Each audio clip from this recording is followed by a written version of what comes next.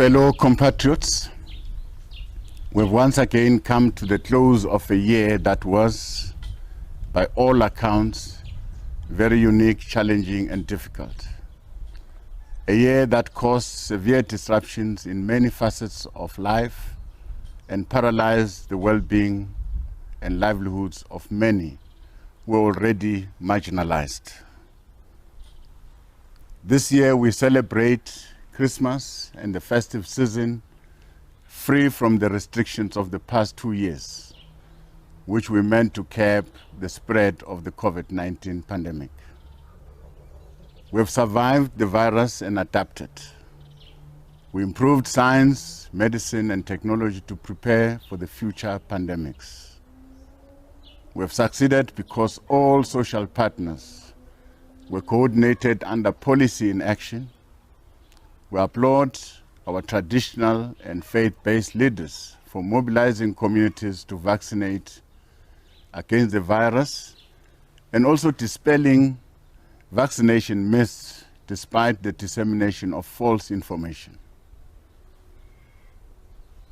Also in 2022, terrible floods in different parts of our country, especially in KwaZulu-Natal, the Eastern Cape and Northwest, killed many of our people and displaced a lot of families who lost their homes.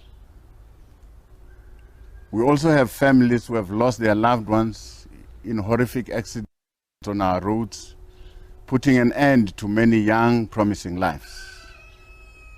The overall effect is that some of our fellow citizens will have to spend this holiday season and Christmas without their families and friends. As we rekindle the pleasure of living, re-establishing long-standing friendships, and honor the gift of life and family unity, the return of many migrant workers and students during this season symbolizes the value of family bonds. While being a secular nation, South Africa has made the Christmas season an inclusive day in our calendar, thanks to its strong connections to family, get-togethers, gift-giving, and celebration. This is very important because it strengthens social cohesion and bonds of togetherness, community unity, and giving thanks to loved ones who usually spend the year away from home looking for better opportunities. Fellow compatriots, our country continues to make the necessary progress as a member of a family of nations. Our life expectancy keeps going up because of our better healthcare system, especially in the fight against HIV and AIDS and TB, and a socially safety net for the most vulnerable amongst ourselves. However, the festive season should not make us complacent about the continued threat of HIV and AIDS epidemic. We should take every precaution to protect ourselves from risky behaviors. We also end the year facing rising levels of violence against women on their gender, most of which comes from intimate relationships. This is further worsened by the abuse of children, whom we should treasure and protect, for they represent the future existence of our nation.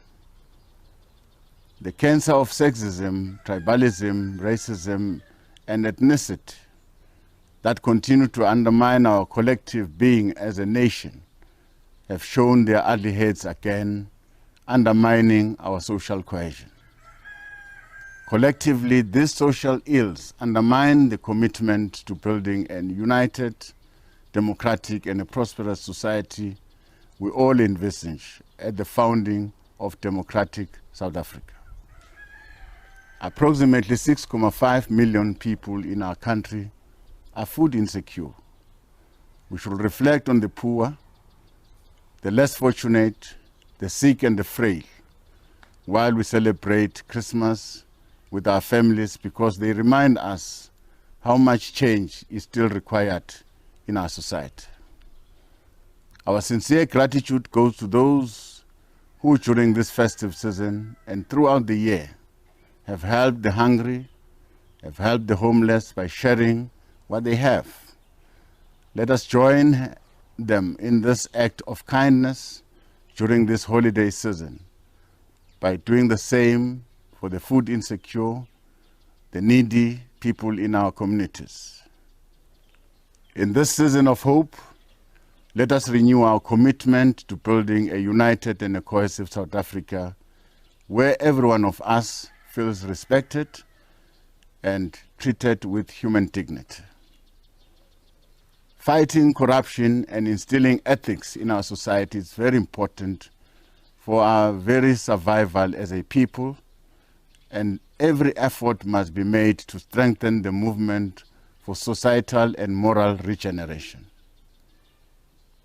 Fellow compatriots, we also confront other developmental challenges, including energy instability that presents itself through load shedding, which continues to harm the economy's productivity to generate job and growth, poor access to water, sanitation, and decent housing for some.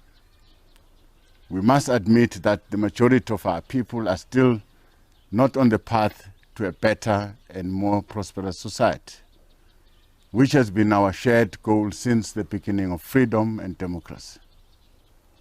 Wealth inequality, poverty, and a chronic rise in unemployment are unhealthy and very unsustainable, undermining our collective effort as a democratic government to build a society that is cohesive, that is united in pursuit of an inclusive, equitable, and a better life for all. Land ownership is the foundation of our identity and tradition. That is why we continue to work on transforming our society from spatial development of the past by ensuring access to land for human settlement, industrial development, and agriculture to ensure food security. As government, our land reform program will continue to work with traditional and cohesion leaders to ensure that our land administration and tenure systems reflect our culture, our heritage, and developmental goals of traditional communities as key to economic and rural development. In pursuit of economic reconstruction, we'll measure our success of economic reconstruction by how well we deal with the rising level of unemployment. Equally, the well-being of our military veterans is also very important for continued stability since they served the country and ushered in the democracy we all enjoy today. In our collective memory and history, the Liberation War veterans' contribution to the fight for freedom and democracy are imprinted as a real catalyst for mass resistance that helped to usher in the promise of a better South Africa. At the dawn of our democracy, their selfless service in support of our freedom forms part of our heritage as a peaceful, democratic, and human rights-centered state. To honor their contribution and uphold their dignity, we are relentlessly ensuring that their socio-economic rights and their well-being of their families are taken care of. As difficult as our challenges may be, we should never let them depress us. Instead, they must renew our desire to overcome all obstacles to a better life for all South Africans. As difficult as our challenges may be, we should never let them depress us. Instead, they must renew our desire to overcome all obstacles of a better life for all our Africans, for all South Africans. As a country, we should not lose hope because we have the skills, we have the potential to deal with all social and economic challenges that we face. What we need more than ever is unity of purpose. As a society, we have far more in common than we have in difference. We should celebrate those bonds while appreciating our diversity. We are a country that has overcome its troubled and tense past to become a stronger, more united, and more successful in the face of hardship. It is our conviction that our nation will get back on its feet.